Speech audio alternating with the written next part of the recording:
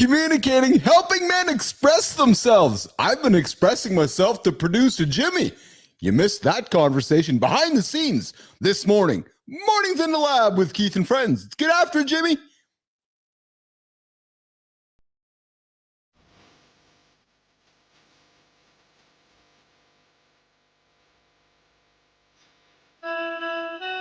Welcome to Mornings in the Lab, where when something negative comes up. Building muscle appeal, blood flow. Nobody is expecting, John. If the lady's saying that, you're just Being a super be entertained by fun over here. How have I slept? Has my sleep been good? Is that...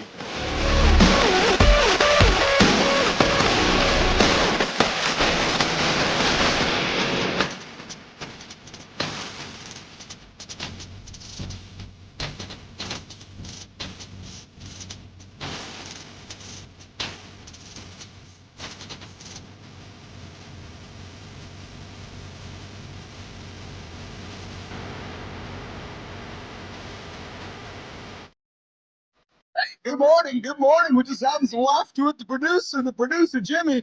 I said, Jimmy, you got your headphones in? He's like, yeah. I'm like, well, hey, we're talking about the art of communicating today, how men express their feelings. I asked Jimmy the question a couple days ago, said, hey, how's your missus? He's like, I don't know. I'm like, yeah, what do you mean you don't know?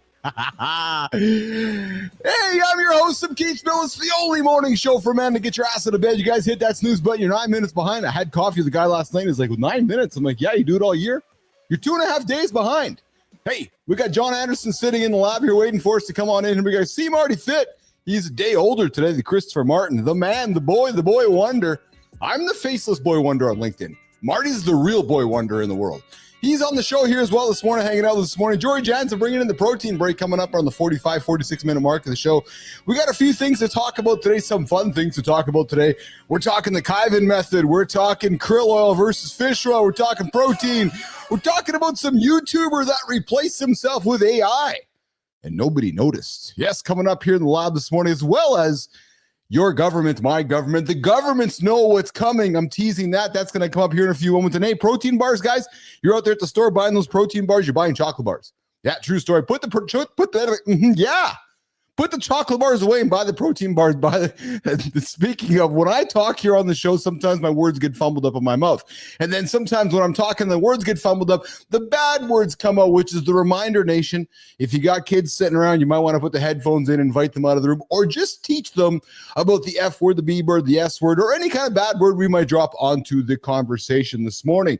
Jimmy, let's bring up the boys, man, in this tariff-free zone here this morning on Mornings in the Lab with Keith and friends. We wake up here in this lovely world of North America, and we have everybody taxing everybody and people taxing everybody and people going here and there and everywhere. But on this show, I love my American brothers, and my American brothers love their Canadian brothers, and we're here having fun. This is a borderless show, Mr. Jon Andersen. How are you today, pal? I'm good, brother. Good. Huh? Yeah, I had a real challenging 10-minute workout this morning, so it gets me vibrating high, baby. Dude, tell. So I'm glad to hear that. I took a little bit of a different approach this morning. I did my morning yoga. Johnny, I made the wrong decision. I'm gonna be frank right now. I made the wrong decision. As long as you learn from it, it's okay. Yeah, so I did. You know, I got to admit, I took the easier approach this morning, and not the easier one. That's the wrong choice of words. I like to start my mornings with either going for a walk, or I like to get my heart rate up. I do. And this morning, I don't know, I had a good sleep, but I said, no, I'm gonna try to do my yoga this morning first. I'm gonna do my stretch, my body stretch before I do my heart rate. Well, I didn't get the heart rate up, so I'm feeling like I haven't achieved like a certain check mark in my mind. You know what I mean by that? 100%. And then keep in mind that yoga, that stretching is going to work better once the blood is flowing. Yeah. So I was a little bit tight this morning, so I said, you know what, I'm going to go do some yoga. So I did my 30 minutes of yoga, and then I went for a walk. So when the show's over, I'm going to go for a walk and kind of reverse my routine. But I was like, I was in the middle of my yoga session, Johnny, stretching away, and I was like, oh, I think I made the wrong choice, even though it was the good choice. But you know what I mean? Just sometimes you're like, yeah. Well, I mean, it's the choice that you probably could have made a better choice within all of the good choices. Yes. Well, it's not a bad choice at all. Okay, go for a walk, go for yoga. It's more of my own mindset of I like the feeling. You talk about feeling, you said you're vibrating, you did your 10 minutes. I like the vibrating feeling once I get a little bit of a heart rate spike, a little bit of sweat. It's like a shot of energy. You know what I'm saying? I mean, it's 100%. It's when we know how to get up and train our minds to get in the right spot, it changed everything. That's why I needed that hard 10 minutes. The first 30 minutes, I was like, fuck, I found myself standing still, leaning on the counter, which is like, for me, that's the number one thing not to do. As long as I'm moving, I'm basically being productive and I'm moving forward in my morning. If I'm standing still, especially if I'm holding onto the fucking counter, I'm not doing anything. Well, that's just it. Good morning, Adam Howard. I see you there in the comments. You're right. Don't buy the protein bars. Make yourself some eggs. I'm going to crush myself some eggs this morning. I'm looking forward to it, actually. I'm feeling a little bit full today, but Johnny, I'm craving eggs, man. I crushed a bunch of chicken yesterday. Oh, man, we go to Costco like anybody and grab the pulled chickens and then rip them apart and throw them in the container. So we just kind of pick at them, right? Man, I came up after our show yesterday. I was craving chicken. So I open up the container, dude, grab my fork, man. I was like a beast, just fucking crushing chicken, just loving all of it, actually. When you say crushing, were you eating too fast or were you just enjoying the chicken? I was enjoying it. I was just enjoying it. There's something about cold chicken, salt and pepper, and I don't know. That's, obviously I like my food hot, but the cold chicken out of the fridge with some salt and pepper on it. Oh my God, that's good shit. I mean, I asked because we both have that fucking freaky deaky thing. We start eating when this thing's in the wrong spot.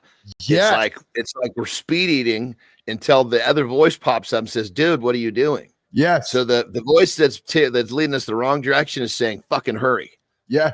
Yes. And so we're hurrying, we're not enjoying, and we're deep down, we know we're doing something wrong, and we're waiting for that fucking voice to come and talk us back off the ledge. That's funny. I'm glad to hear when you say crushing. It wasn't that type of crushing. No, it was purely enjoyment. I was enjoying it. I was craving it. I've had a lot of beef the last week. We had crushed some steak there on Friday. We crushed some grass-fed New Zealand organic beef. You're telling me it's good shit. Oh, good. Oh, yeah. Good shit. Yeah. One of the things that helps me with the freaky, because we know when we're doing the freaky deaky shit. Oh, yeah. Yes, we do. We know it. Yes. Sometimes we don't want to admit that we know it. No, we know it. But we know it. Yeah, 100%. So here's the trick that works for me. Yeah. I get in front of my food. I look at it. I put my hands in my lap. Oh. I just fucking count to 60. By the time I get to 60, just 1 minute. The reason I say I count is because that fucking freaky deaky voice will tell me a minute's up long before it's up. So I count and it slows me the fuck down. Yeah. I'm like, okay, now let's take this bite by bite. We've got control of it. I'm going to try that. Yeah. I'm telling you, brother, counting is something that for me, you take counting away. Yeah. And I have some of my strategic, power is gone. Oh yeah. Yeah. So I use a little technique strategy when I walk through the grocery store, because I like my sweets, love my pastries, love my cookies, love my cake. And I rarely make the decision. But what I will do is I'll walk through that part of the store and I'll look around at everything and I'll remind myself nothing tastes as good as I feel right now. Because I know that if I go and crush it, I'm going to feel shitty. So I say to myself, okay, I'm going to go walk by that. I'm going to look at that cookie over there. And then like yourself, maybe I talk through to my brain. I'm like, okay, I'm going to crush it. I'm going to have a spike. I'm going to feel really good for a very short period of time. And then by the time it hits me, I'm going to feel like a psychological mess. So no, I feel pretty good right now. I'm not going to eat the cookie and I walk away from it. But it's like I've eaten it without eating it. Do you know what I'm trying to say? 100%. And that's a really good practice. Obviously, it's a little bit of a slippery slope once you walk in that fucking door.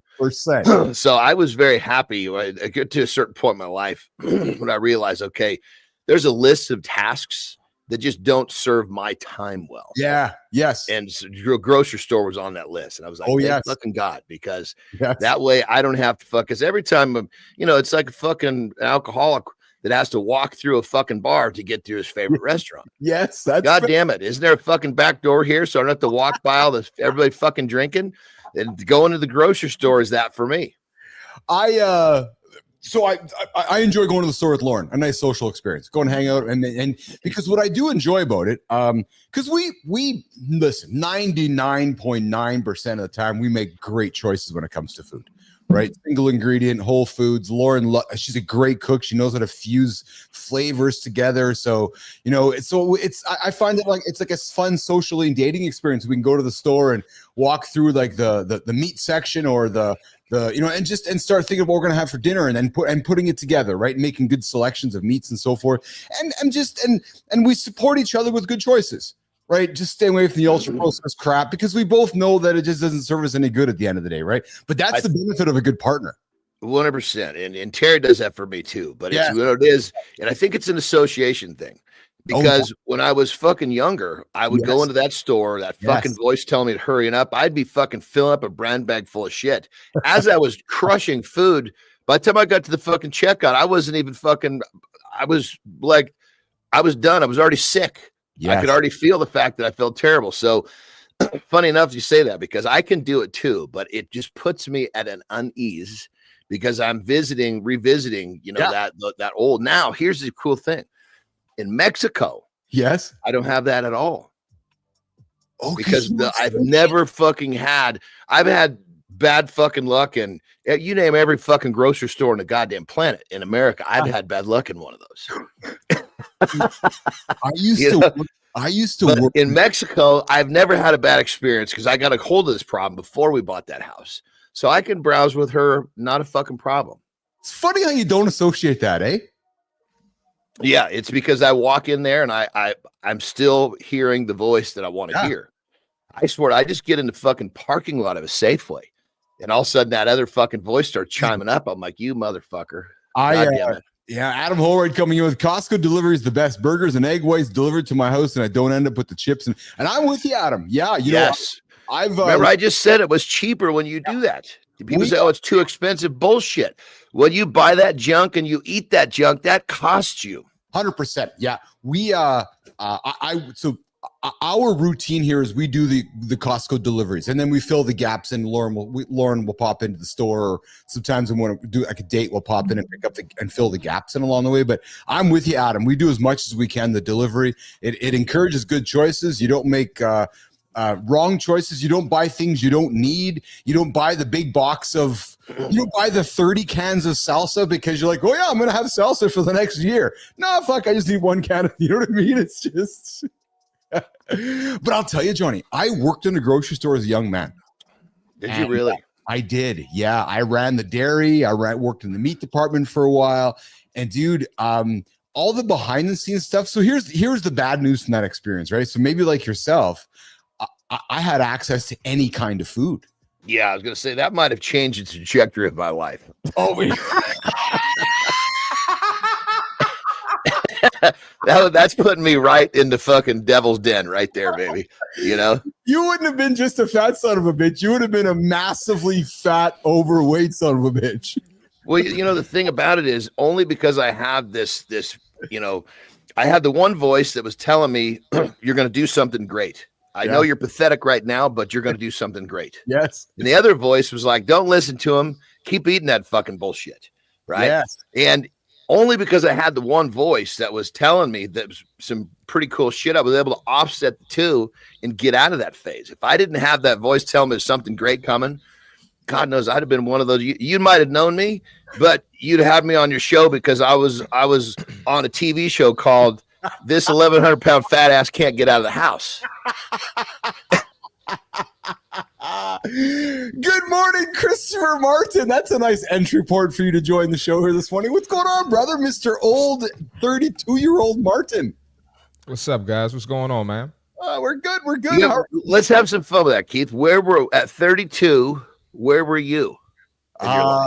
I was I was not crushing food in the grocery store, Johnny. Thank goodness.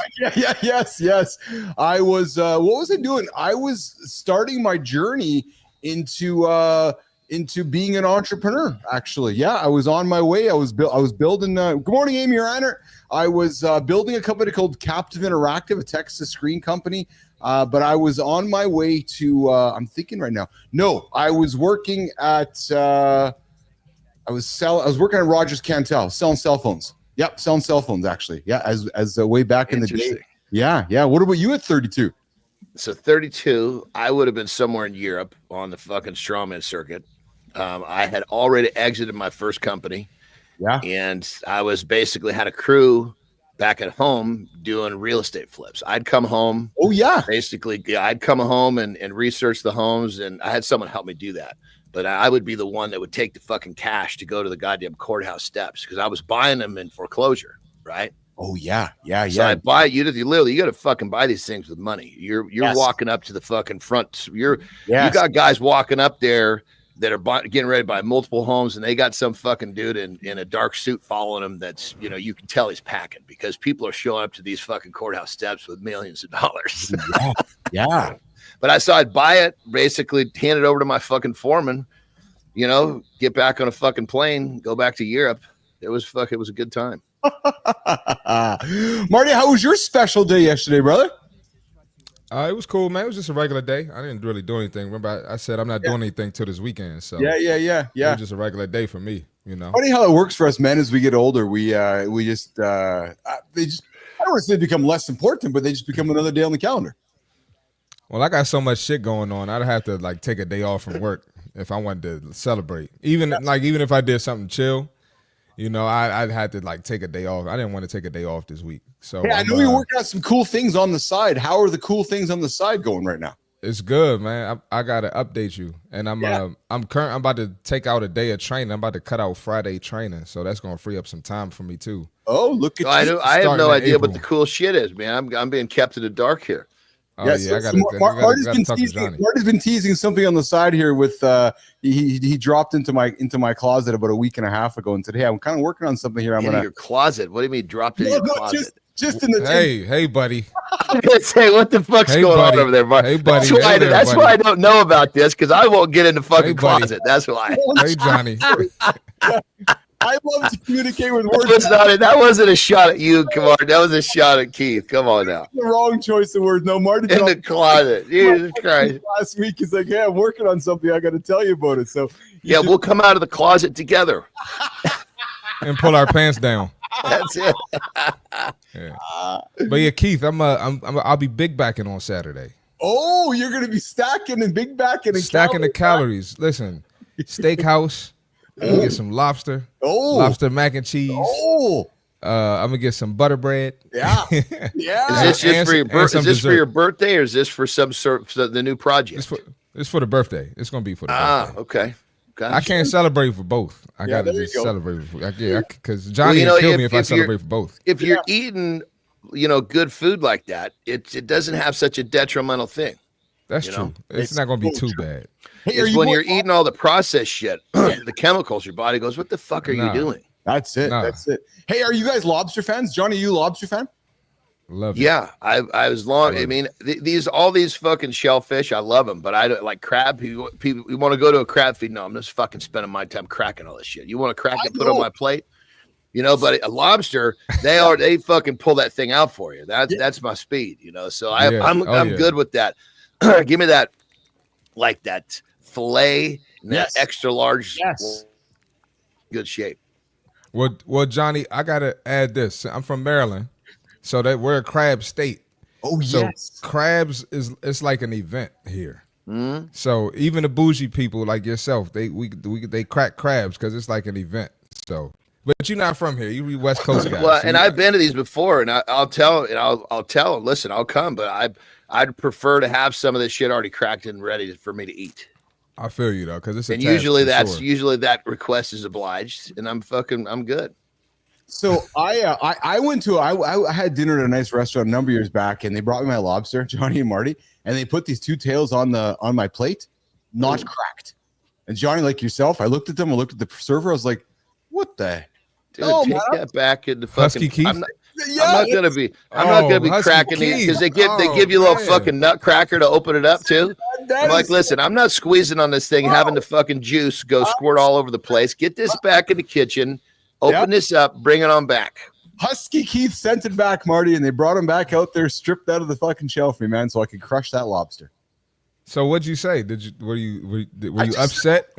Well, I know I was polite about my discourse, but I was like, okay. I'm like, what's up with I don't want to rip these things apart. I want you guys to rip them apart for me. I just want to eat the meat. I'm gonna be honest, man. Even if I was bougie like you guys, I've been doing this so long. It's like second nature cracking that shit. Just Yeah, it would have just. It's like a habit now. But I feel you though. If you're spending that money, crack the That's shit. right. That's exactly it. That's Crack exactly that it. shit. Yeah. All right, listen, we're gonna do the accountability check-in, and then I got something. I had something for the morning loop that I just kind of left on the table here. Got a few things to talk about, some fun things, but guys, I know this show's about men. I got something here. I know last week we talked about the astrological sex position that we might want to consider. Well, I have a new discussion that I have the surprising sex position that will change the way you go down on a woman. Wheelbarrow. Man. No, I'm playing. Yeah. Coming up after the accountability check-in. Yes. What is the way? What's the way to go down properly on a woman that will change everything for you guys? Coming up in a minute. First of all, I know I got your ears perking up. You're like, really? You guys are going there? Damn rights we're going there. I like going there. Yeah, true story. All right, listen. Do you ever notice how the best routines, well, they just click? Yeah. You think about the days when everything flows. You wake up on time, you hit your workout, and you dive into the work with focus. It just feels effortless. You get up, you don't hit the snooze button, you get your ass out of bed, you get rolling. It's like a tailwind pushing you forward, right through the grocery store, past all the garbage. But now think about the days when nothing sticks. You're having a challenge here, having a challenge there, having a challenge everywhere. Now think about the days when everything goes. You got the same plan, the same habits, the same goals, but it feels like running in sand. So ask yourself, what's the difference? I'm telling you, it's not the system. It's you. Systems, they don't create momentum. They amplify it. Yeah, the real game changer, personal accountability. When you own the process, the tools, they work for you. It's a true story. Think about a carpenter. Think about somebody building things. It's the human putting the process, making the tools work for you. Because when they don't, those just tools, they just collect dust. They don't move forward. They don't help you move forward. So what happens when you stop chasing the perfect system and start showing up for yourself no matter what? Well, that's when things shift, you guys. That's when success stops feeling like a struggle and starts feeling like a flow. So as you get your day going here, guys, don't hit the snooze button. Get up, attack the day. 9 minutes ahead. Put that system into place. Hold that personal accountability and watch the flow happen. And no, I'm not talking about the flow of hair. I'm talking about the flow of your day. This morning on Mornings in the Lab with Keith and Friends, the only morning show to help you guys get your ass out of bed. We go live 8 o'clock Eastern time right here on LinkedIn, YouTube, X, across all the platforms after the show, dropping content, dropping conversations for men that you don't have, we don't have anywhere else. Think of this as your personal locker room. Think of this as the fun conversation that the boys like to have in the morning amongst friends. All right, Jimmy, let's get it going, man. I got something for the boys here to throw on the table. I wonder if the boys have ever had this conversation amongst themselves. Johnny, Marty, this is one for the ages today. But I got one small change that's going to make a tremendous difference in partners' pleasure. And it is the surprising sex position that will change the way you go down on a woman. I found this discussion in Men's Journal over the week here. And it's called, I hope I pronounce it properly. It's called the Kaivin Method or the Kaivin Method. Jimmy, you got that image, brother? Throw that image up on the screen. It's actually it's a different way to perform oral sex on your partner.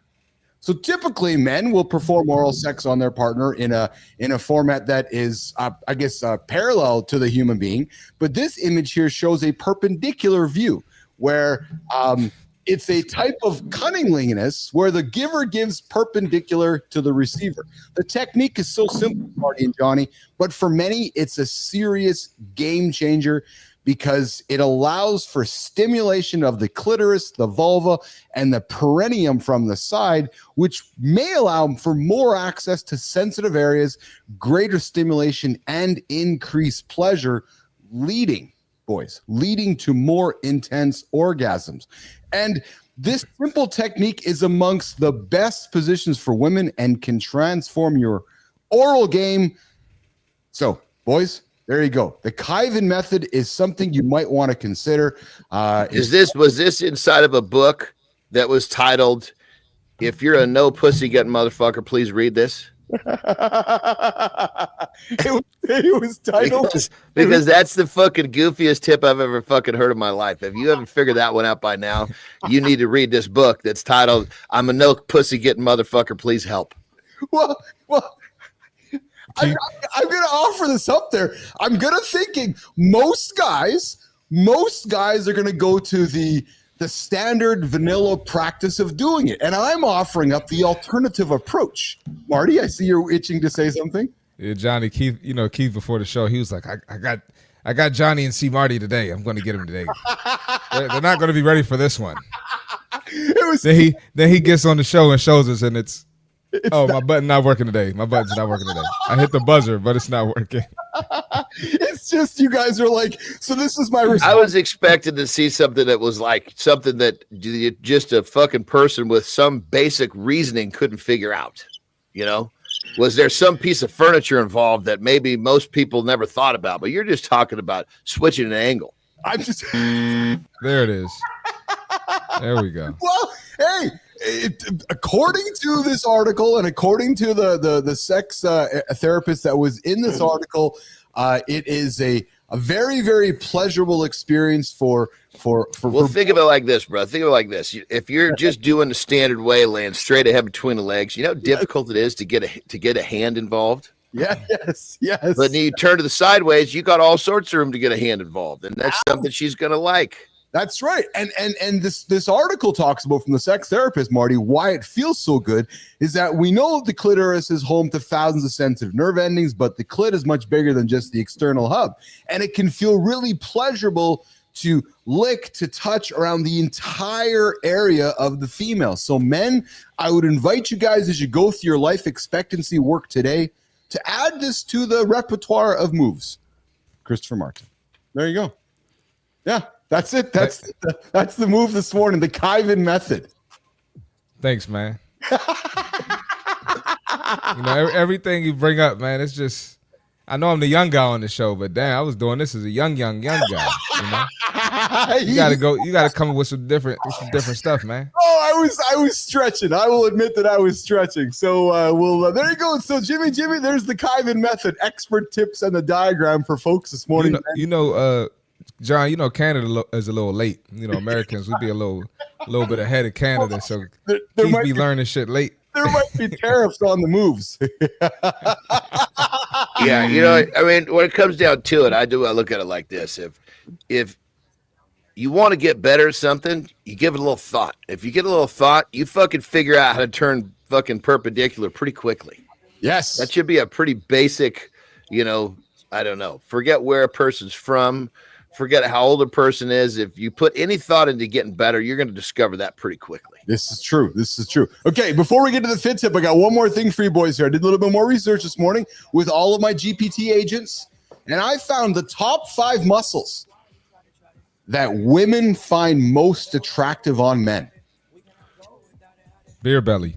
Yeah, whoa! Yeah, that's it. The dad bod beer belly. Number 1. It's got to be the chest. Oh, yes. Number 1 is the chest. Yeah, the chest is, considered one of the most important muscles. A strong, well-defined chest is frequently associated with masculinity, power, and athleticism. The number 2, boys, is shoulders. Right, so our females are attracted to the chest, and then the women look at the shoulders. So, a study found in the Journal of Evolutionary Psychology concluded that women tend to prefer men with broader shoulders, as it signifies a higher degree of masculinity and is associated with better health and genetic fitness. And Marty, Johnny, you guys talk about it often on the show. The V taper, the nice broad shoulders, the smaller waist. Right. And it doesn't always have to be associated with being super lean. It's about creating a shape, isn't it, boys? Oh, yeah. I mean, you can have, if you want a better V structure, you got to get your shoulders and your upper back wider. Obviously, if you don't want to lose weight to shrink your waist, then you got to get the sweeps of your legs bigger, because that's what creates it gives the illusion of the waist getting smaller, even though someone's too lazy to diet. Oh, number 3, boys, the arms. Right, so the arms, the strong, muscular arms are frequently cited as one of the most attractive features for women. According to research, men with larger arms were rated as more attractive for women, particularly when they were paired with lower body fat percentage. So men, even though you got the big arms, but if they're rolling in rubber, your honey might not think you're as attractive with the big rubber. They want to see that fucking garden hose vein running down the bicep. Yes, they do. That's true. That's true. You're absolutely right. Yeah. Number 4, boys, the core. Females like a well-defined core. A study in the American Journal of Human Biology found that women rated men with a defined muscular core higher in attractiveness. Because what it has shown is that you have good habits. You have good routines, right? You're making good choices, because women know that the healthy, strong core is not often built in the gym. It's built in the kitchen. And, that leaner waist, that stronger core, those abs indicate to a female that, okay, this man's making good choices. Johnny, Marty? Well, you figure, I mean, you go down to like the most primal instinct. A female wants to choose her male so that she knows that she's going to be able to survive, because that male is going to be able to help her survive. So she doesn't want to pick some little bastard that she's going to have to be fending off the fucking wild animals. She wants a mate that's going to be able to handle his business. And obviously, the way he looks in terms of physicalities and him not being a slob says that he's got his shit together. So it's just like this is down deep. Yes. Yeah. And then the last one, boys, is legs. And it's funny, right? Because all men hate doing legs day. I don't do legs day. No, legs day is important. Women are very attractive to nice legs. So gentlemen, while you're creating that nice shape of your upper body, do not forget the leg work, because on that level too, just so everybody knows, your whole body will grow. You'll grow your upper body faster if you try to involve your legs. Your body doesn't want to evolve lopsided. Yeah, chicken legs. Yeah, because it's like it thinks to itself, okay, I get this big upper body, these little legs. How the fuck am I going to run from that saber-tooth tiger? Yeah, well, so it puts the brakes on trying to get too big up top because it's inefficient. But you build its legs, it'll get bigger everywhere. Oh yeah. It wants to be. There needs to be a balance upper to lower, or you become easy prey. Yeah. All right, you're hanging out with Keith, John, and Marty here. Mornings Alive with Keith and friends. We just did the top 5 muscles that women find most attractive. We're coming up with a fit tip here in a quick second, guys. Number 1, the chest. Number 2, the shoulders. Number 3, the arms. Number 4, the core. And number 5, the legs. So, boys, if you have no reason to get after it today, there's all the reasons in the world. Marty, let's do the fit tip, brother. Let's get after it. And let's come back and have a conversation around the art of communicating our feelings, man. Let's get after it. Marty, let's get it. You're up, brother. I got to roll after this, too. You go, brother. Yeah. All right, fit tip for today. Now, I know all of us have different fitness goals. This one is specifically for my people that want to build muscle. Let's talk about it. A lot of times, especially if you're someone who lost weight, now you want to, build your pecs, build your arms. A lot of people are scared to increase their calories. And I have to have this talk with my clients all the time. And you have to understand that you gain weight or you gain fat on your body from eating unhealthy foods. If you increase your calories, if you increase lean protein, if you increase complex carbs, if you increase the veggies you eat, if you increase the fruits you eat, it's not going to turn into fat, right? How did we get fat? We ate the fried foods. We increased our sugar intake, drinking alcohol, doing things of that nature. That's what led to the big back. That's what led to gaining the fat. But when it comes to building muscle and changing your physique, as long as you're eating clean, right? You're in a healthy caloric surplus. You're following the MyFitnessPal. You're following your trainer's meal plan, Johnny's meal plan, my meal plan, whoever you're training with. You're not going to get fat again. So remember that. Just because it's time to build muscle, quote unquote, bulk, doesn't mean you lose your mind. It doesn't mean you get a box of pizza every night after work. It doesn't mean you getting the fried chicken. It doesn't mean you having beer at every sports game you watch with the boys, all right, or with the girls, some of y'all.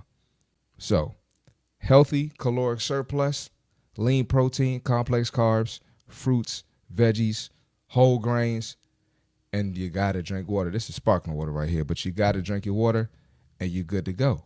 That's the fitness tip for today. Hey, with Christopher Martin, the busy boy, the boy wonder himself. Always dropping good things for us to think about here. Martin, Yes, sir. you gonna get after it, brother? Go have yourself an awesome day. Go and fucking crush some winning strikes and winning balls and get after just nonstop. Go crush some crab today too.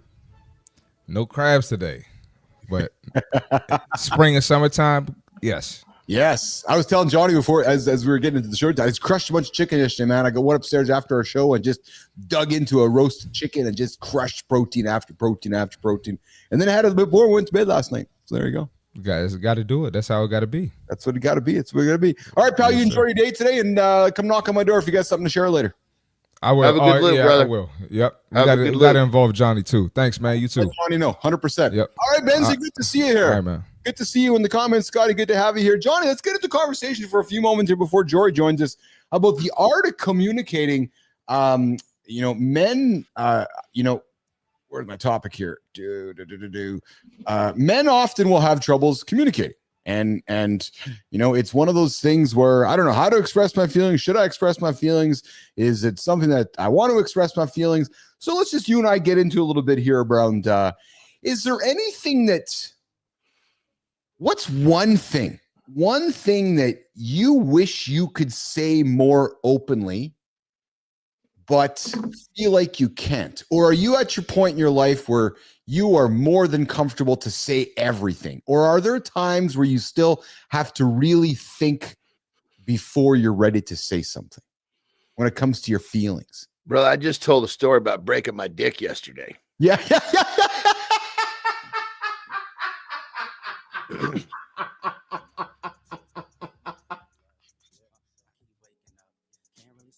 I mean, what else do you want? Does that illustrate? Does that give you an answer? If anything, I got to think about, I'll lay my shit on the table. I just got to do it in a way that's not going to offend the innocent. Who's the best communicator you know? That would have been your dad, your stepdad, your bonus dad. I know you've spoken very highly about how he taught you how to communicate. I know when you and I have hanging out, you said to me how he would speak to you. He would ask you questions. He would be making he was as a parent.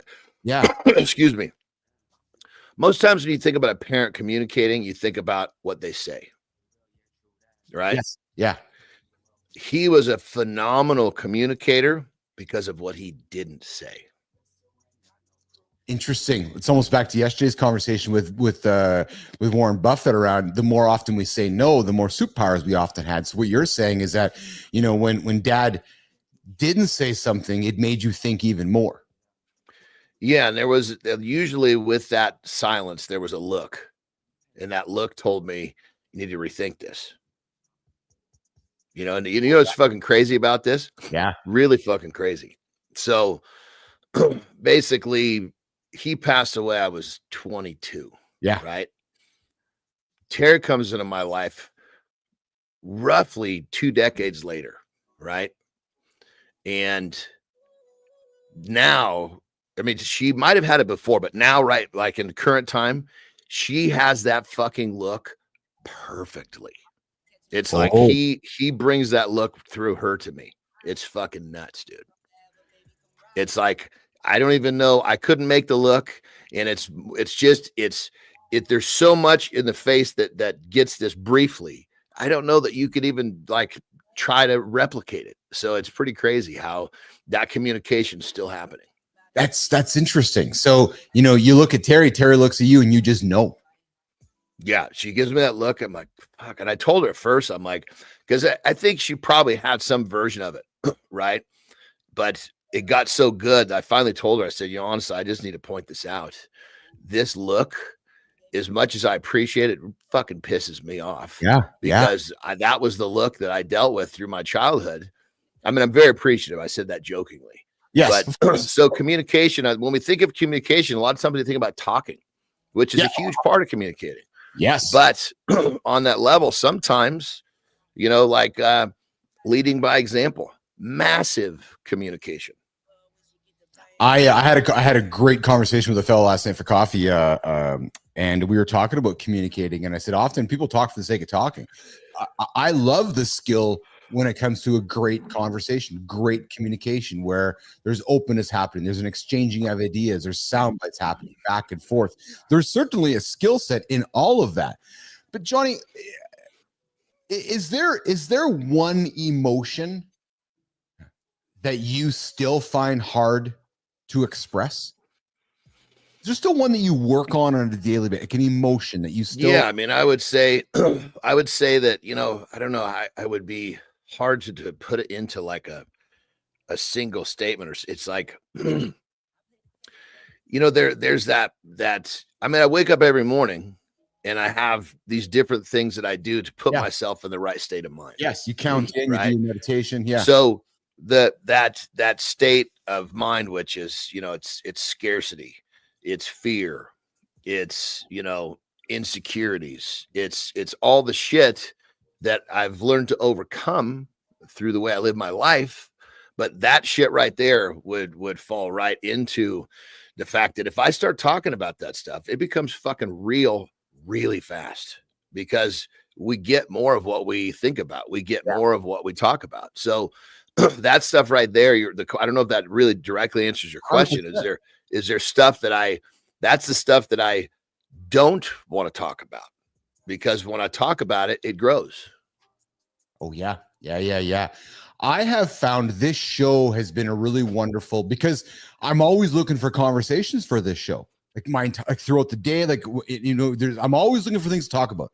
So, which for me has given me a lot of good reasons to just have conversations with yourself, with Lauren, with Marty, with my kids, just with people in my world where there's things that we're talking about. So for me, I have found this morning show, our friendships, my friendship with you. I had this conversation with the fellow last night where like this show makes me better, because I'm as a peer, as a leader, I feel like it's my job. This is my responsibility to have these conversations, right? So to give men the comfort that they can have them as well. That if they're feeling uncomfortable about it, okay, well, Uncle Keith's going to lead it. Uncle Johnny's going to lead it. Well, if they're going to have the conversation, okay, maybe I'm okay having it as well. You know what I mean? Yeah. I mean, I agree in the fact that, you know, what we talk about is what I practice. Yes, right? I noticed. Yeah. But it's prior to me doing this venture with you, I didn't have an hour plus 5 day a week thing where I actually talked about it. You practiced it. I agree. And with so, you. Yes. You know, it's like the more it goes back to, you know, our lives, our minds are like fucking gardens. Yes. And where we put our attention, you got weeds and you got flowers. And the more attention, you kind of like we were just talking about earlier, that morning when I wake up, I'm in the fucking that little weedy corner of my fucking garden. And I got to get out of the weeds into the flowers. And I do it every morning. But if I stayed in the fucking weeds and started, you know, talking about the weeds and looking at the weeds, my garden would end up with more weeds than flowers. Yeah. And so talking about our shit every day, you know, it's like weeding the garden. Good morning. Good time. I see you there in the comments. Thanks for hanging out with me and Johnny here this morning. Johnny, was there a moment, share with me if you can reflect upon one. Was there a moment, I got to believe there was, as you've been going through your journey, whether it's been with Terry or a previous partner or maybe your parents or your kids, you had to walk into a conversation and you had to find this depth of courage to have it, because it was going to be one of the most scary conversations ever. Goodness. Because I got to think there's probably plenty, right? Where maybe it's been a disagreement with your wife, maybe it's something with the kids, where you've had to learn how to move into the moment of having the conversation. I would think so. So for myself, I'll offer some things up. I guess so. You know, I've made no secret. I've gone through divorce. I would say that some of those conversations, building up to that moment when we separated, building up to my conversation with my lawyers, like I was creating a lot of mindfulness, I had to learn. I was learning how to communicate, frankly. Yeah. I mean, as you're sitting there saying that, you know, I'm sitting there, my mind is working, I'm listening to you. And it kind of dawned on me, in my life with my choices, right? Yes. Which I'm Yes. happy with my choices. Early on, they're very misunderstood. Ah, okay. Yeah. And so it was very difficult in different points to have conversation with both my parents that I'm not going to do what they had planned for me. Interesting. Because I knew it was going to create a lot of grief for them, and I was appreciative of what they did for me, So I like that you chose that it was misunderstood. Right. Because I don't know if we use that term enough, because people will judge, people will be curious, people will question. And what you're largely saying is that, no, you're just misunderstanding me. Yeah. I mean, and they couldn't see what they didn't understand what I could see. Precisely. Yes. They didn't understand what I was feeling. Because because our parents want to protect us. Yeah. I mean, I knew down deep, if somehow they could have felt what I was feeling, they probably would have taken a different position. But they're just thinking, this fucking kid's, doesn't quite understand how hard life is. Yes. And so he's going to go out there and get his ass kicked, and he's going to fucking come back here with his tail between the legs, and we got to start over. Yes. So, so it was, I guess what it comes down to with it's presenting to somebody in my life that, I'm going my direction, not the direction that everyone else is. And usually that's the direction they're going to. Yes. Yes. It's interesting to hear you say it, because I think I had a similar discussion with my parents when I moved out of Manitoba to go to school in British Columbia. They had a different path for me. I made a different decision, misunderstood. I like that choice of words. I did my thing. I ended up coming back, but yeah, maybe I can be similar in that where they were thinking one thing, I was thinking on another. I had to learn how to converse about it with them. So yeah. All right, let's do the lifestyle tip with Jon Andersen. We're going to bring Jory Jansen in. We're going to talk about a few things. We're going to talk about protein. We're going to talk about krill oil versus fish oil. And let's talk about some natural foods. Get some content here, Jimmy, some conversation around foods that naturally boost metabolism. Johnny, let's get after, brother. Let's get that lifestyle tip in here, pal. Let's go, baby. If you think you can't lose your belly, you need to listen to this. Okay, this is how it works. See, the body will get rid of body fat very similar to how the sun evaporates rain. So it rains, everything gets soaked, right? Well, you can literally, the sun comes out, you can watch the street dry. It's a very thin film of water. That thin film of water is your face, your forearm. So you can watch your face change when you start to actually lose body fat. You can see it in your arms, sometimes even your shoulders. But the stomach seems to go nowhere. So you believe, I just can't lose my stomach. Well, check this out.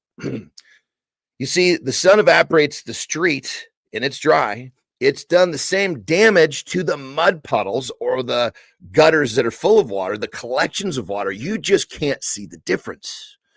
Well, that mud puddle, that gutter is your belly. So if you're making progress on your face, your forearms, if you can see progress anywhere, you're making the same progress on your stomach. It's just hard to recognize because, again, you can't sit there and watch a mud puddle dry up like you can watch the street. So just remember, if you're making progress on the extremities, which is the thin films of water, you're also making progress on your mud puddle, which is your belly. So the message is clear. Keep on going. Yes, you can lose your belly. You just need to continue, stay consistent, and you'll get everything you're looking for. Rock and roll.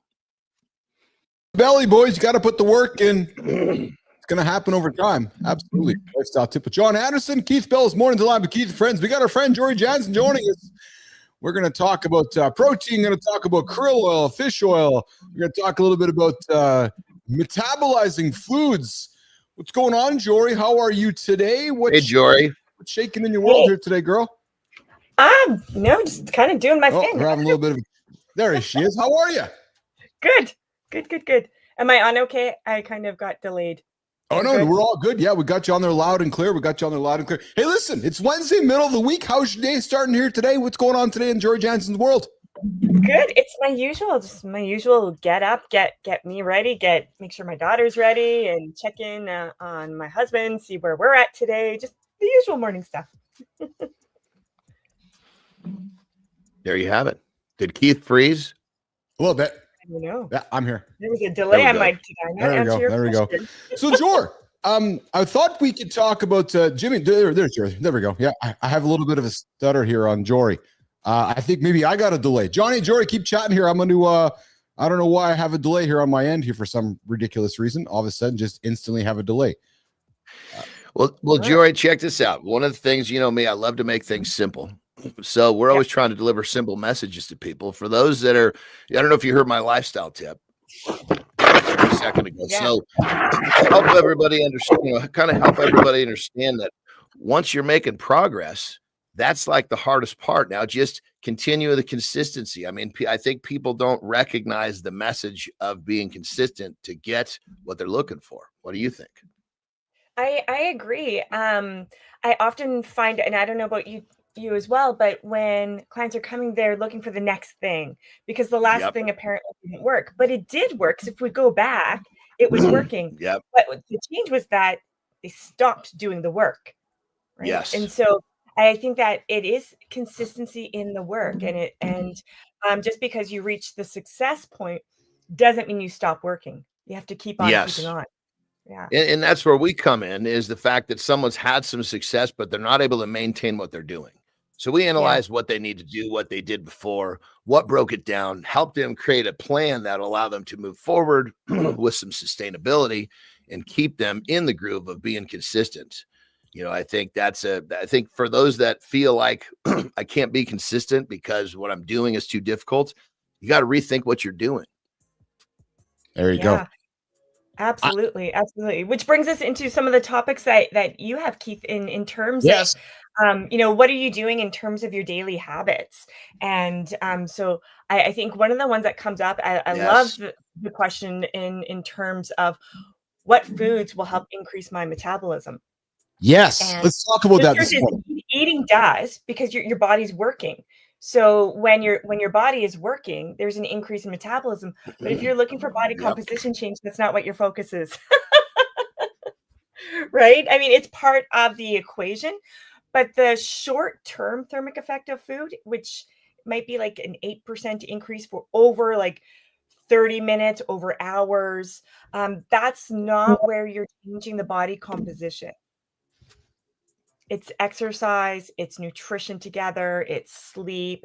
And in terms of calorie burning, if you go back to the textbooks, and John, come in and simplify this for me because I'm my brain isn't doing it right today. But if you look at your full day, where the most calories are you have the opportunity to burn calories is your activities of daily living. So what you do all day long versus that 30-minute, 1-hour workout. It's what are you doing throughout your day? Are you standing at your desk instead of sitting? Are you taking that 15-minute walk back and forth when you go to the coffee shop at work versus, you know, having it delivered? All of those activities in a day increase your energy expenditure. It's not only 100%. focused on that little short period of time. It's a collective, 100%. You know, people say, "Oh, I can't tell you how many clients say, oh, I can't leave work to go to the gym to do cardio." Well, you don't have to go to the gym to do cardio. Just take a walk. Just walk down the street. It's a collective. So if you think that just your gym time is what's doing the job, that's just a small window of your day. So I love that, Jory, because so many people, they think that they have to go to the gym to actually make progress. No, you can outline your life to make progress in little bits all day long. It's actually much more fun to go for, say, maybe you got to work, you got break at 10, you got lunch, you got a break at 2. It's much more fun and much more effective to go for 3 short walks than 1 walk at the end of the day. Absolutely. I love that too. And I'm going to add in to each time and eat 10 o'clock in the morning. Maybe you're having a snack, noon, you're having your lunch or within that time frame, and then your 2-3 o'clock snack. And if you go for a 10-minute walk after each of those, that brings your insulin levels in control, right? So there's that impact there. And rather than focusing on protein or caffeine as stimulating metabolism, which they do enhance for sure, But what caffeine can do for some, not for all, depends how you're genetically wired. The caffeine can help make that effort of that exercise or that walk seem less if you time it out properly. The protein is going to help build and repair, going to keep hunger, appetite in check. So that's going to help. So I wouldn't look at food as what food can increase my metabolism. What fuel can nourish and fuel the lifestyle I want? That's where I would go with that. Yeah, and then that's a good point. What fuel? You said what food can fuel my metabolism? That's definitely a stretch. But you can definitely think about the foods that will hold your metabolism back. Just pull a few of those out of the equation will make a huge difference. Put your energy into elimination of the shit that's really messing you up, rather than trying to find something that done perfectly will give you a small result. Exactly. Instead of going get the muffin at the coffee shop when you can bring your own food. But if not, what about the egg bites? Right? Yeah. We I mean, that's a really humans good one right there. Because Go ahead. if I was to go to a coffee shop and get something sweet, it would I would feel horrible.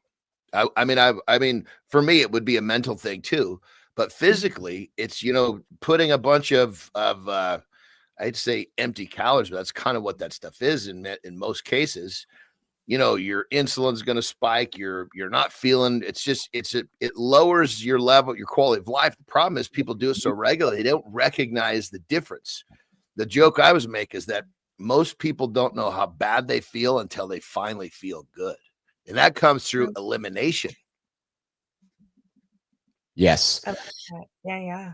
Hey, Johnny, we humans often will remove foods because we feel like we shouldn't eat foods if we want to get lean and we want to improve and increase our metabolism. But the reality is we need to eat more foods to increase our metabolism. The leaner we are, the more effective our metabolic rate will be.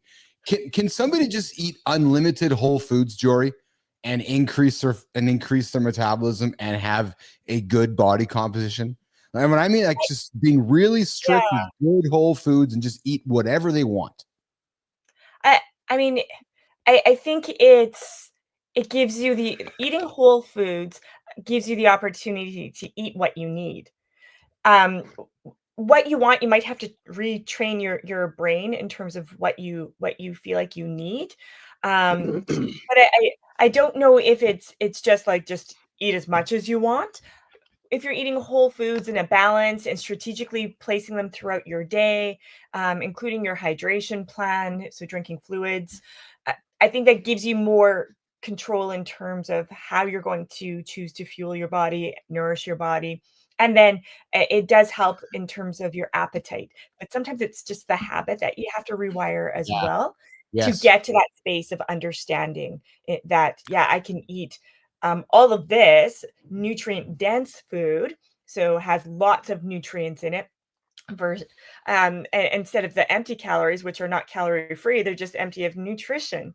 So I think the more energy dense, it might have higher calorie content per meal and snack than having the bag of chips or whatever, but you're going to be more sustained and your body knows what to do with that fuel source more efficiently, and that's going to support your goals. Gotcha. I got some, I guess you could call some case studies in that. So I get a lot of times people come to me, they need to lose 50, 60, 70, 80, 100 pounds. And so when I look at what they're eating, if they're eating tons of processed food and even fast food, it's all I want to do is make an easy step for progress. So I give them a food list and say, look, you can eat you can eat as much as you want of this. Just only eat off this list. And these are overeaters. I mean, this is kind of how I developed my system for me too. And people will lose 30, 40, 50 pounds, depending on where they start. So to answer your question, Keith, my position is if someone's really off the fucking reservation, eating a bunch of shitty processed foods, and you take that away, give them whole foods and tell them it's unlimited, just don't go back to the bad shit. There's going to be a certain point. At some point they'll stall, but they'll make a shitload of progress if they're, if they're, like I said, they got to be pretty off the reservation for this method to work. You couldn't tell this to a guy who needs to lose 10 pounds and expect it's going to work. Right. Hey, hang on with Keith, Jory, and John here. Mornings live with Keith and friends. I had a little technical difficulties there with some of my audio here. Guys, before we wrap up here, I wanted to quickly throw this on the table here. Jory, are you familiar with krill oil? Yeah. So krill oil versus fish oil, which is the better omega-3 source? You know, there's been some stuff in the news in the last couple of years around, you know, krill oil is a fish oil alternative from tiny shrimp-like crustaceans, a dietary staple for Antarctic wildlife. What can you talk about with krill oil, and people should be leaning into it, or do we stay back to the basics, man? Just get your fish oils in, your omega fatty acids. Talk about krill oil, Jory. Sure. So my overarching statement is just get your omega-3s in. Yeah. Yes, that's exactly what I was going to say. As long as you're doing it, it doesn't matter which one. It's Yes.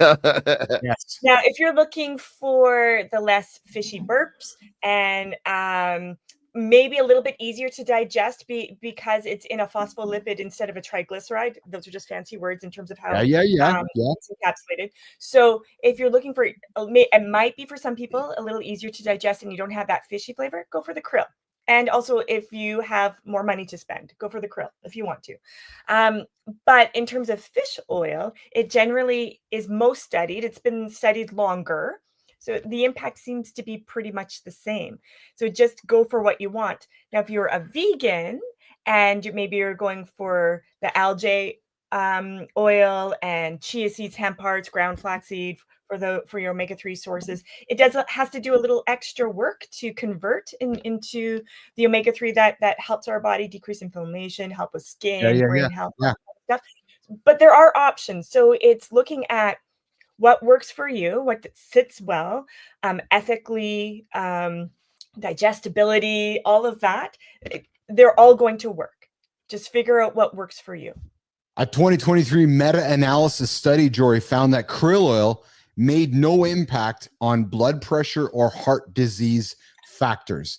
They need more studies, but the reality is, as you said, get fish oils inside of you, get those omega fatty 3 acids inside of you. But krill oil apparently does not have any major benefits over our typical fish oil, which is I don't think either one of these are a silver bullet. Exactly the point of my article here. Yeah, it's exactly it. It's like, shit, if you expect that you're going to, change, I'm going to switch from fish oil to krill, it's going to change everything. Come on. Yes. All right, well, listen, here's Jory, Johnny, and Keith. Mornings live with Keith and friends. We're wrapping up a segment. I found a quick article here in my feed here from 2 days ago that I wanted to quickly throw on the table. Jory, are you a protein bar person? Do you eat protein bars? I used to. Confession time with Jory. What caused the switch? I like the taste of real food. I think though there is a place. There is a place. You throw a protein bar in your bag and it's not going to go nasty after the week is out, right? So it's a convenient way to get something in, especially for people that are having a hard time in terms of appetite control, meal preparation, and are trying to manage their body composition and weight loss overall. So I think there can be a place for them. I like food better. But I have found some protein bars that I don't mind, and I will incorporate them once in a while. Or I'll make my own. They're called energy bites, right? So you can flatten it and boom, it's a protein bar. So I'm not opposed to them. It's just they're expensive. I ask you because Arnold's company here, Arnold Schwarzenegger's company, did an analysis of 83 high protein bar snacks, you guys, and they found that over close to 40% of them had chocolate and sugar listed one or two. Where we as humans, we go to the shop, we think we're buying the protein bar because it's healthier for us. The reality is, if you're making that choice, just go buy a chocolate bar. Hate to say it, nation, because you're making it, but you're buying the same thing. Better yet, go buy some eggs, go buy some real food. That's the better choice. What I do in this whole thing, though, just is I agree with you. I use it as a fucking straight up cheat, right? Me too. Yes. And so I'm gonna have my normal food, or like if I'm traveling, I'll have a bunch of hard-boiled eggs, whatever a bunch is, so I can tell that I'm taken care of. And then obviously you got to be selective of what you're buying. You can't just buy any protein bar. You got to know what you're looking at. But if I was to eat that on an empty stomach, it would mess me up. So I have to eat it on top of real food to back up what Jory's saying. I'm the same way with that. And then I don't use it it's not a thing where I count anything from it other than the flavor. But I enjoyed that. That's the metric. Yeah, that's good teachings there. So if somebody's watching or counting or creating awareness around their macros, I'm the same way, Jory. I'll end up at Popeyes here and I'll buy some of those, the treats, I'll call them the chemical treats, because that's what they are. They're just essentially chemical flavors to put in the body to maybe create some happiness. But more often than not, I try to stick to the real food as well. Because they're awesome options here in Manitoba, Cranked Energy and Gork energy bars. So those have an expiration date that's not long away. And then one of them, you actually have to store them in the fridge. Otherwise they will go bad on you. So but my problem, Jory, is I can't just have one of those. I can't just have one. Like they're so good. Yeah. Dude, I can't keep any of this shit in the house. No, it doesn't work well with me. Doesn't work. So I just don't. I just don't even eat between food sources and a supplement. A supplement is there just as that. A protein bar should supplement as needed. It doesn't replace. Right. Yes. So yeah, I think it can be part of a plan. Like I have athletes that are traveling around, and sometimes some of those bars, you can throw them in your bag. You can go to other countries with some of them, right? So I have athletes heading off to Korea right away to compete, and so some of those are part of their nutrition plan, because I'd rather them have something that they know is going to sit well than something that they're going to purchase in that foreign country that they don't know is going to sit well. As we wrap this segment, right? To me, the point of this segment was more so that when we're making these choices, we get psychologically convinced because it says protein bar that it's good for us. Look at the ingredients, you guys. Because Dude, I just did a quick video on protein peanut butter. The label was almost identical. There was like 1 or 2 more grams in the protein version. It's just fucking tricky labeling. Yeah, it's just marketing, right? And then next thing you know, we're crushing calories, and I've just had to learn not to make those choices. So, anyways, there we go. Conversation about protein. We had some conversation about krill, and we had some conversation with natural ways to boost your metabolism while I was figuring out my audio. Jory, thanks for hanging out with us here this morning. What do you got planned today? Just my usual work. I wish I had something super exciting to tell everyone, but just my usual, working on nutrition plans, meeting with clients, and hopefully also getting my workout in this afternoon, because it didn't happen this morning, but it's going to happen. There you go. Jory, I'll share with you, as these AI agents are becoming smarter and smarter, they have some really great deep research tools that I'm eager to even share some things with you that I've been doing some digging into, like conversational and scientific based conversations that I'm hoping we can have here in the coming days and weeks, where it's pulling stuff out there that I'm like I had some stuff here today for you that I was like, no, I think I better give her this stuff in advance so we can talk about it, because there's some really crazy stuff that these agents are able to pull out of some deep research happening that's that people aren't aware of, that I think we can have some really great conversations about. So I'm eager to share some of the stuff that I'm learning with you guys. And like I did one this morning here, which was create some deep research for this conversation I'm having with my nutritionist this morning. And it gave me some things like, holy shit, man, there's some really cool stuff to talk about. So stuff that I'm eager to have with you guys, with Jory Jansen here on Mornings in the Lab with Keith and Friends, Monday, Wednesday, Friday. Jory, you have yourself a great day today. Stay warm. Absolutely. Same with you. Well, I mean, John, you're probably warm, but yes. Yes. Yes. I'm looking at a beautiful sunrise, not a cloud in the sky. There you go. There you go. Cold Very here today. nice. A little bit chilly here today. Yeah, it is. But I'm wearing yellow. That's my sunshine today. There you go. There you go. I saw the yellow. Happy sunshine. Have yourself a great day, Jor. All right. Thanks. See you guys. All right. Bye, Jory. All right. Jory's going to get out of here. Johnny, going to go for a little pre-break, little reset here. Give me a piss. All right. You take off for a bit, and we'll come back and we'll work towards wrapping it up, brother. Let's go, man. All right. Johnny's going to get out of here, guys. We're going to work towards the back end of the show here. I had a little technical difficulties, which sometimes just sets me off. But, hey, I worked on figuring it out here. We had Jory in to talk about krill oil, fish oil, metabolic foods that'll help increase your metabolism. First hour, we talked about the top 5 muscles that women find most attractive to men. And we also talked about protein bars. Guys, when you're making decisions at the store, you might want to look at the list of ingredients on that protein bar before you just quickly make the decision that it is a good decision. Look at the ingredients, you guys. there's going to be sugar, there's going to be fat, and there's going to be carbohydrates. Let's go buy some real food. Yeah, go buy some real food. Or like Johnny said, go eat that real food and then have your dessert with your protein bar or some of the fun stuff. I agree with you, Amy. Jory Jansen is sunshine. She's always bringing the great content, the great conversation, the great knowledge here in the lab. Mornings in the lab with Keith and friends. All right, so we got a couple creative spotlights we're going to do here in a few moments. I wanted to, let me see here, my conversational topics here. I thought we could have a quick conversation this morning. This is a funny one here. I'm going to have this one with Johnny when he gets back to the table here. I'm thinking that many years up on this one, many years up, earwax. Yeah. Conversation about earwax, boys. You guys have earwax problems? As you get older, as you get in your 30s, your 40s, your 50s, like, oh my God, I can't hear. My ears are all plugging up. You might have an earache. Your sounds might sound muffled, or the ear might feel full. Well, hey, the problem is that you could have earwax buildup. Just building up in your ears, causing you not to hear, creating some deafness. And earwax usually isn't something to worry about. A certain amount of wax is actually good for your ear, says Dr. El-Araki.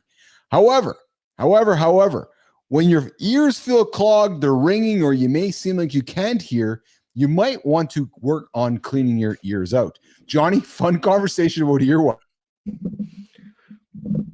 You froze briefly, brother. Are you back? We don't talk much about this whole idea of cleaning our ears. Do you have problems with your earwax, Johnny? It's a true story, man. Like, do you have problems with it? You know, I think, I don't know for sure. I believe because, you know, my life of, you know, training and temperatures going up and down, you know, I think whatever function it needs to happen happens. But then there's been times like I know, like when I've been injured where I'm not moving much. Yes. I notice at that point that I end up feeling like, you know, I'll feel something in my ear and I'll go get a Q-tip and I'm fucking pulling a chunk out. So I think the fact that if I'm dormant, which only happens if I'm like, you know, and it has to be not just like not feeling well for a day or two. Like if I've got to spend, you know, a week, you know, recovering from something, that's where I would tend to notice it. I see your comment there, Benz. You're ringing in the ears, and it's funny, Johnny. So I know your demographic by what you just said, which is I use a Q-tip, right? So you and I were raised with this idea of using Q-tips to clean our ears. When, you know, most doctors, many doctors will say you should never stick something in your ear. Yeah. Right? Oh yeah. I don't stick that sucker in very far. Fuck no. Right. But yet we were taught as like they created Q-tips to clean your ears. Yet you go to the doctor, you know, don't clean your ears with Q-tips, right? You know, don't use Q-tips, don't use toothpicks, don't use pen caps. You should stick nothing in your ear. Yes, I've used pen caps. Yes, I've used toothpicks to scrape and scrape and scrape. But the reality is the best way to clean our ears, Johnny, is with a damp cloth. Well, dude, have you, I mean, I would say I do that when I get in the shower. I always am taking, because when I'm getting in the shower, I wipe myself, you know, pretty well, you know, crooks in my noses, my ears, that kind of shit. But have you ever seen these candles?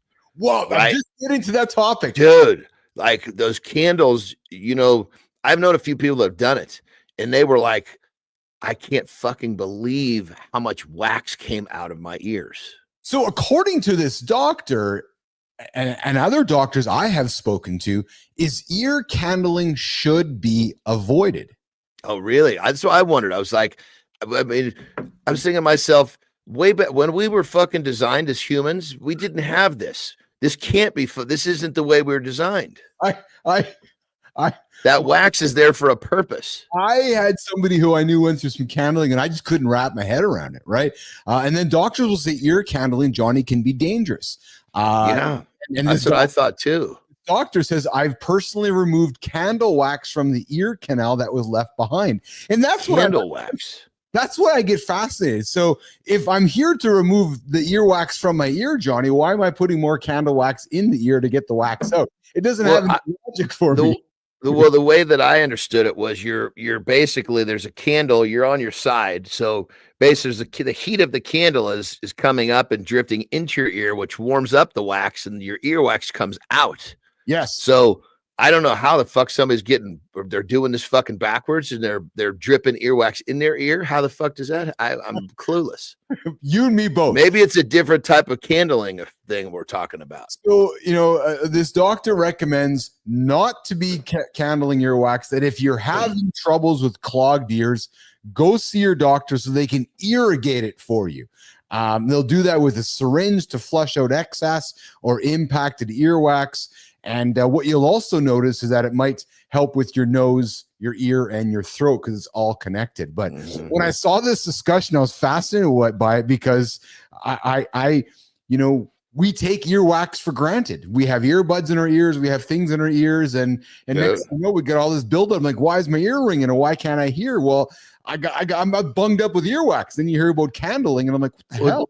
You pull out your ear pod, right? And you look, there's that little tiny screen. Yes. Right. I clean that screen very regularly because that fucking thing gets that little thing gets cluttered with earwax. It's nasty as hell. Yes.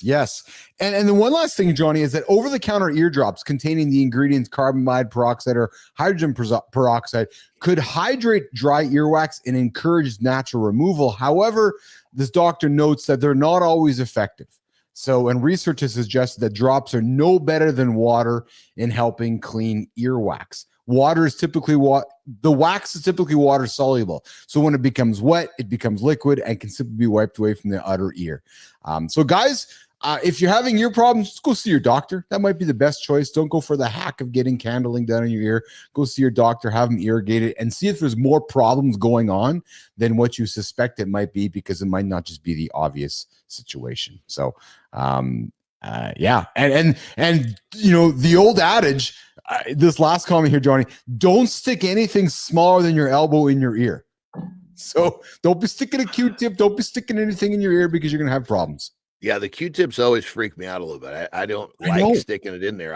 I'm fishing out shit that's almost ready to come out. I'm with you. Yeah, I've always been fascinated by why the folks get into the earwaxer situation. So, all right, brother. Well, listen, I'm going to work on getting you out of here. I'm going to do the creator spotlight with Jimmy.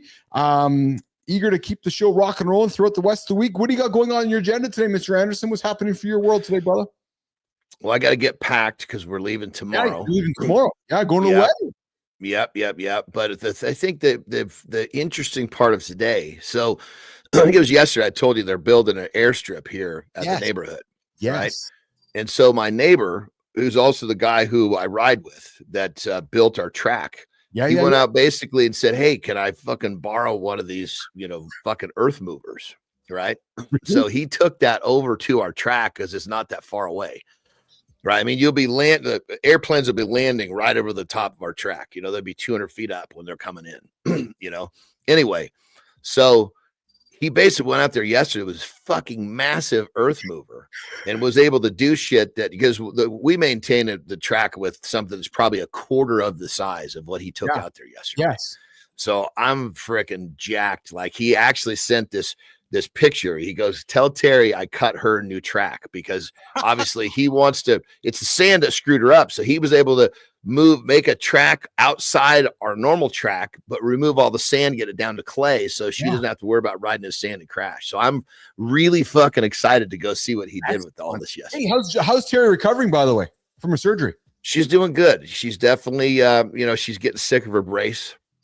She's been not wearing her brace as much as she should, but obviously it's in a controlled environment. It's okay. I'm really the risk because I fucking forget, you know what I mean? So, but she's doing much better. I mean, the pain, the discomfort she's in now is very, very minimal compared to what she was dealing with pre-surgery. Oh yeah. Hey, this airstrip that they're building, I'm going to make an assumption here. It's to land Cessnas, light aircraft. Yeah, some other. It's going to be all propeller stuff. There's no jets. Yeah, none of that. Yeah. And is there a dude that has a garage with an airplane in the neighborhood? Is that why they're building this thing? Like, there's some guy like, I need to have a spot to land my plane. Well, because basically everybody here's got two homes, right? So there's a lot of people, over. Yeah, they're going to fly back and forth. You know?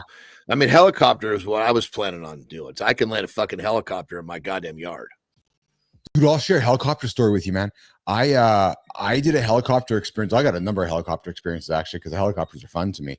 But I did a helicopter experience in Vegas a number of years back, and I did a helicopter experience to the Grand Canyon. The next week later, that same trip with that same pilot crashed. Whew. Yeah. Died.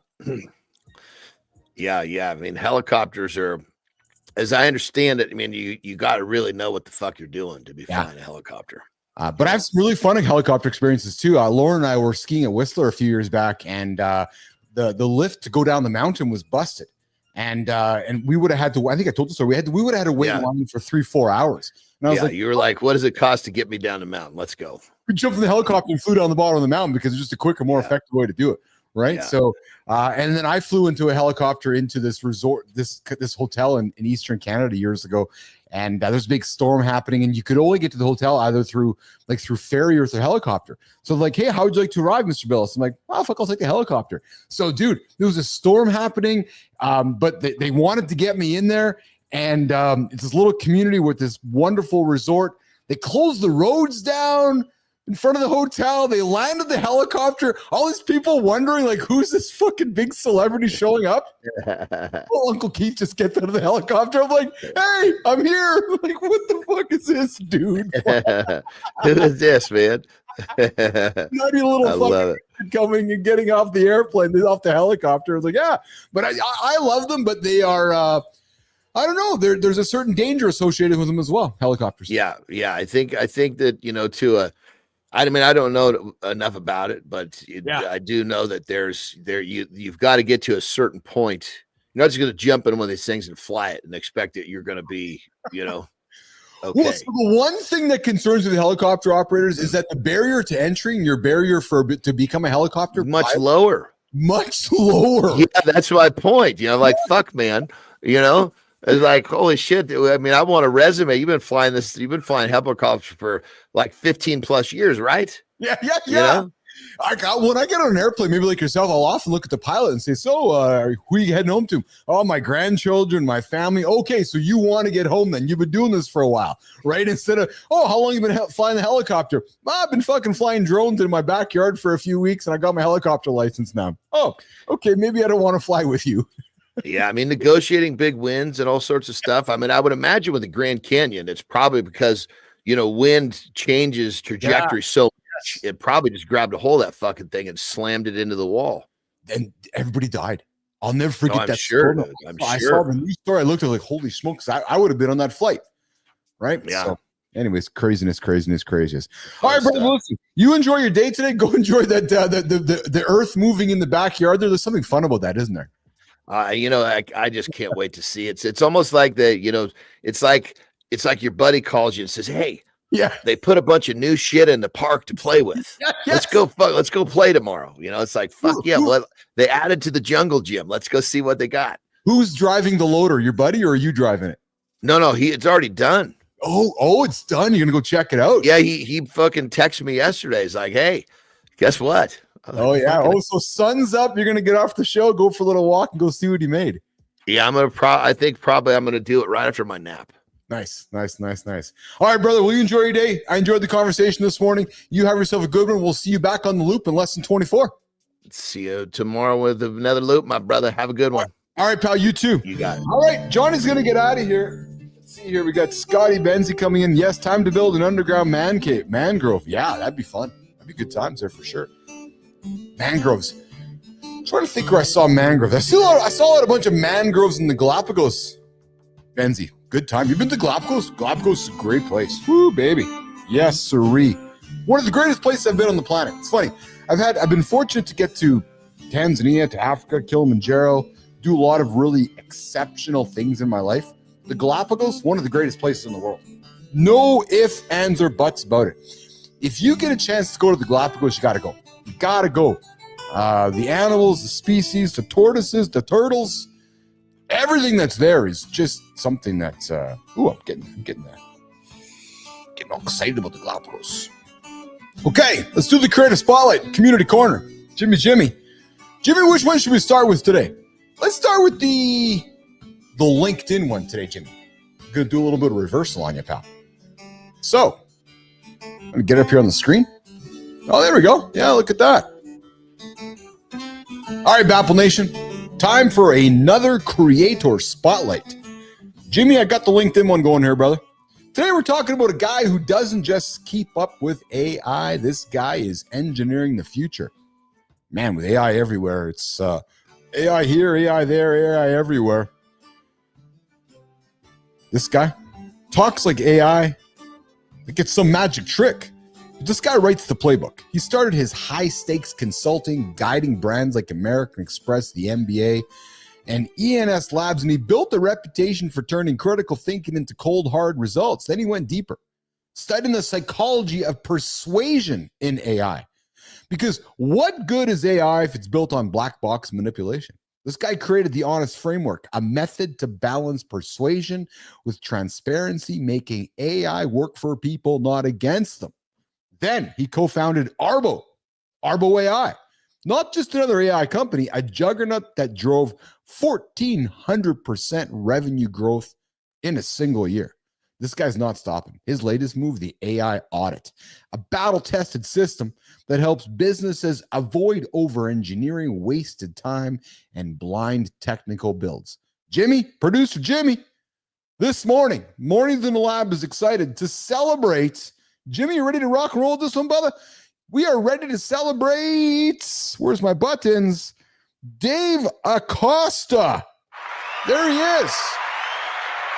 Dave's expertise spans ethical AI, decentralization, synthetic data, digital twins, and counter AI intelligence. Yes, you heard that right. He's out here neutralizing the rogue AI threats before they implode industries. The intelligence age is coming right around the corner, and he's making sure humans stay in control of the helm. In a world racing towards automation overload, Dave isn't just asking what AI can do, baby. Nope. He's making sure we're asking what it should do. Yes. He's not just keeping AI in check, Jimmy. Nope. He's turning it into a strategic weapon for the people who know how to use it right. It's next level thinking, Acosta. That's leadership in the intelligence age. And we want to invite you, Dave Acosta, to Mornings Live with Keith and Friends and celebrate somebody in your orbit. So here's how it works. You have the official invite from me to you. Come on our show, find somebody in your orbit, bring him to the table so we can celebrate somebody next on the Mornings in the Lab Creator Spotlight here on the LinkedIn platform. Dave Acosta, we're celebrating you this morning, Dave. All right, Jimmy, let's get to the next one, pal. So as you guys know, we like to celebrate two people every morning. We do it on the LinkedIn platform and we do it on the Substack platform. Why Substack? Because we are building Inside the Lab, the only behind-the-scenes playbook for conversational influence. Yes, baby. Inside the Lab, inside.bapl.AI, the place where you can learn about how we're doing all the behind the stuff. Listen, if you want to own the conversation, if you want to set the narrative, if you want to set the conversation for the day, you need to start the conversation. You need to be the one starting it. To do that, you start it in the morning. Listen, we can see the politics of the world happening right now, right? Conversations have two starting points with the current administration. They start in the evening and they start in the morning. How do I know? Pay attention. Watch what happens, right? We have news trickling out the night before to get us ready for the morning. And in the morning, the conversation starts again. It goes through the entire day. There's strategy behind it. So you don't have to be the president or running a country to own the conversation. If you're an industry leader, if you're looking to build your network, if you're looking to come out and reinvent yourself, maybe you're battling imposter syndrome, maybe you took a brand new job, maybe you're a brand new leader of a company, you're like, yeah, I'm in my 40s, I'm in my 50s, I'm in my 60s, and I got something to say. Start the conversation. The quickest way to influence, guys, is to set the conversation. You do that by starting it. When you start it, you own it. When you own it, you manage it. You grow it. You start it again. You own your peer group. So guys, come hang out with us inside the lab. Learn how to start a conversation to own your community, build your community. All right, Jimmy, let's go to the next one. I'm going to have a little swig of water here while we do this one. Some people wait for motivation. Yep. Some people do. They're like, I'm going to wait for motivation. They find that new day in the week. It's called someday. Yeah, someday. I'm going to do it someday. What? Someday. Yeah, it comes after Sunday. No, it's Sunday comes after Monday. No, someday. It's going to pick someday. Some people wait for motivation. Some people chase inspiration. And then there are the ones who stop waiting, stop chasing, and just get to work. This guy we're celebrating right now, this guy doesn't believe in motivation. This guy doesn't believe in excuses. And he sure as hell doesn't believe in waiting for the right time. Because this guy we're celebrating right now, he knows the truth. You don't need motivation. You need discipline. You don't need another self-help book. You don't need another feel-good podcast. You need systems, you need action, you need momentum. And that's exactly what this guy delivers. So today, Mornings in the Lab with Keith and Friends is excited to bring out somebody on the Substack platform. His name is Jimmy. We are excited to celebrate Dan Zachariah. Baby. Dan has a Substack newsletter called Dan's Dispatch.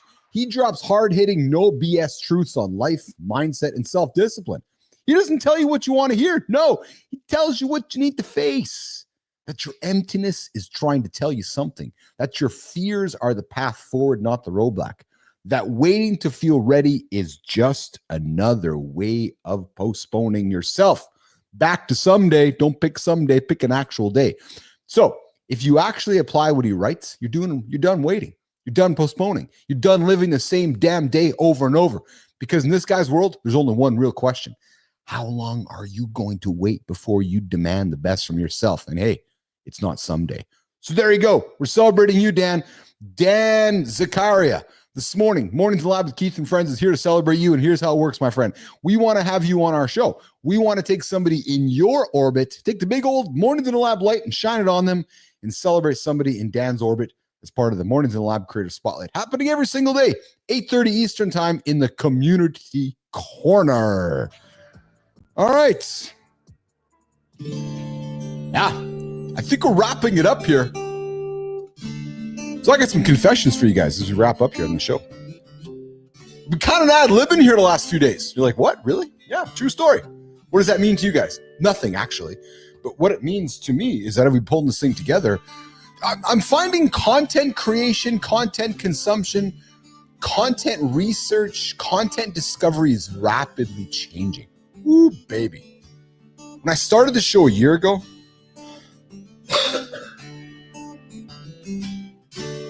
compared to the show today, very different on how I pull it together, on how I create it, how I build it. And it's been an absolute learning experience. There's no ifs, ands, or buts about it. The biggest game changer for me has been weaving AI into the entire creation experience. A year ago, I did not have these agents being able to do research for me. I would go and literally find articles to have discussion and create discussion around. I'm finding as the internet is changing rapidly around us, there's less and less of that content discovery. It's just not there. It's actually not there. So I'm finding myself using tools like Grok, ChatGPT, Perplexity, and having deep research discussions. And man, is it fascinating. So I've largely been making, I don't like to say making stuff up, wrong choice of words. Been largely putting things on the table to get us through the show. It's been working, but we're going to keep pivoting to continuing to create better, more intentional conversation. So I invite you back here tomorrow morning, 8 o'clock Eastern Time, Mornings in the Lab with Keith and Friends. We're coming up on year one. Next week, we're celebrating 1 year of this morning show, and we are just getting started. So let's get out of here, Jimmy. I am the host. There's the music. I'm Keith Bilous. Jon Andersen's here this morning. Christopher Martin's here this morning. We had Jory Jansen here this morning. Tomorrow, AJ Zeglin's joining us. We talked this morning around men's communication, how we can communicate better as men, and the art of communicating, help men express their feelings. So tomorrow, 8 o'clock Eastern Time right here, LinkedIn, YouTube, X. We're going to get after it. Morning to the Lab. Have a good day, brother. Good to see you, Benzie. Good to see you. Good time. Good to see you, Reiner. Good to see all of you guys who joined me this morning in the conversation. Jimmy, let's get out of here. And we're going to do, where's my sound effects? We're going to do this right here. We're going to do the old proverbial walking down the stairs. See you guys tomorrow. Boom, boom.